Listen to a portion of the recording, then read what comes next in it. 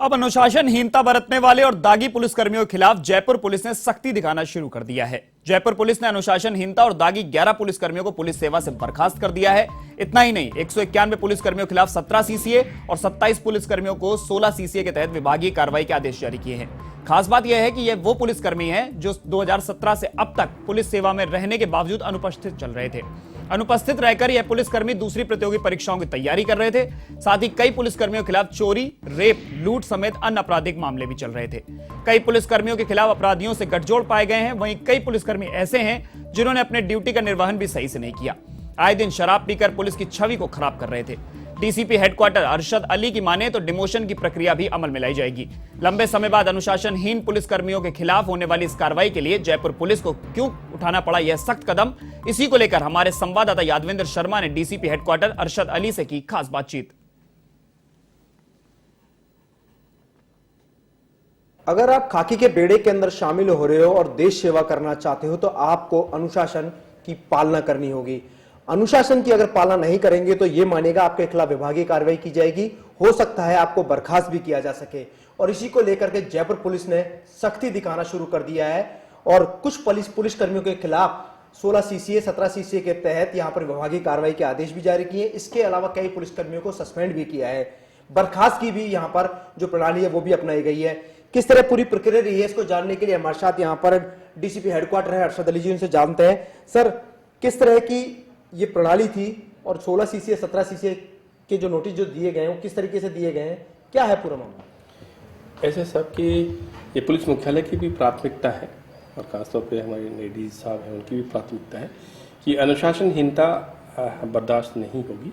दूसरा, पुलिसकर्मियों का आपराधिक व्यवहार या अपराधियों से मिली भगत ऐसी जो प्रवृत्ति है वो बर्दाश्त नहीं होगी और इसके तहत हमने कार्रवाई भी की है। 17 सीसी के तहत इसी जनवरी से लेकर के अब तक लगभग 191 लोगों के खिलाफ हमने कार्रवाई की है, जिनमें अधिकतम लोगों को पनिशमेंट मिला है, सज़ा मिली है।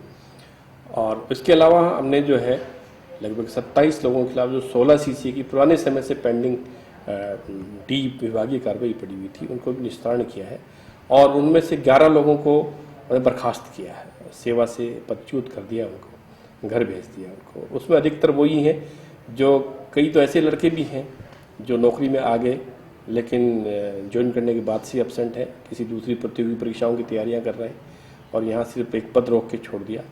ऐसे लोगों को भी बर्खास्त किया है। इसके साथ साथ दूसरे लोग हैं जो कुछ शराबी किस्म के हैं या जो आपराधिक प्रकरणों में लिप्त रहे हैं, ये सभी तरह के लोग हैं। उनमें 27 लोगों को में से 11 को बर्खास्त किया।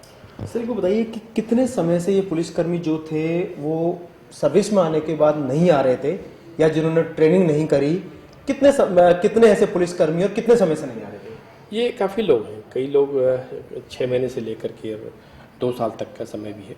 कई लोग 2 साल तक भी ट्रेनिंग नहीं करी और कई लोग हैं वो साल भर से 6 महीने से लेकर 2 साल तक के समय थे। ऐसे जितने भी प्रकरण थे सबको हमने सेवा से बर्खास्त कर दिया है ताकि दूसरे लोग आएँ और पुलिस फोर्स मिले और इनको जो है नयों को मौका मिले। सर, एक चीज़ और, 16 सीसी और 17 सीसी के तहत किस तरह की विभागीय कार्रवाई की जाती है? 17 सीसी में माइनर पेनल्टी है, लघु दंड कहते हैं उसको, जिसमें जैसे परिनिंदा है या किसी की तनख्वाह रोकना है, इंक्रीमेंट रोकना है, इस प्रकार का होता है। और 16 सीसी में वृहद दंड है, मेजर पेनल्टी है, जिसमें तनख्वाह हमेशा के लिए रोकने से लेकर के बर्खास्त की तक है, सेवा से बर्खास्त तक करने का भी विभागाध्यक्ष के बाद पावर होता है। डीजी साहब ने भी तारीफ की है और प्रशस्ति पत्र भी जो है जो भेजा है इसको लेकर के, और सीएम साहब की भी मंशा है, डीजी साहब की भी मंशा है बिल्कुल कि अनुशासन बर्दाश्त नहीं होगा। क्या कहना चाहिए? नहीं, बिल्कुल राइट बात है। ये तो मैंने आपको पहले ही बताया कि विभाग की प्राथमिकता भी है और डीजी साहब की पूरी प्राथमिकता है कि पुलिस की किसी भी तरीके से अपराधियों के साथ मिलीभगत नहीं होनी चाहिए। 0 टॉलरेंस है इसके ऊपर और बिल्कुल उनकी मंशा के अनुसार हम कार्य कर रहे हैं और बिल्कुल उसी तरीके से 0 टॉलरेंस रहेगा और वैसे ही एक्शन किया जाएगा। तो बिल्कुल जीरो टॉलरेंस के तहत जो है विभाग की ओर से कार्रवाई की जाएगी। कई पुलिसकर्मी ऐसे हैं जो सर्विस में आ गए लेकिन लंबे समय से वो ट्रेनिंग नहीं कर रहे थे, ना ही सर्विस में आने के बाद ज्वाइन कर रहे थे। इतना ही नहीं, कई पुलिसकर्मी ऐसे हैं जो अपराधियों के साथ मिलीभगत करते हुए, गठजोड़ करते हुए अपराध की दुनिया में उन्होंने अपने पैर पसार लिए थे। इसके चलते लगातार खाकी की जो छवि है वो भी धूमिल हो रही थी। तो ऐसे पुलिसकर्मियों के खिलाफ अब जयपुर पुलिस ने सख्ती दिखाना शुरू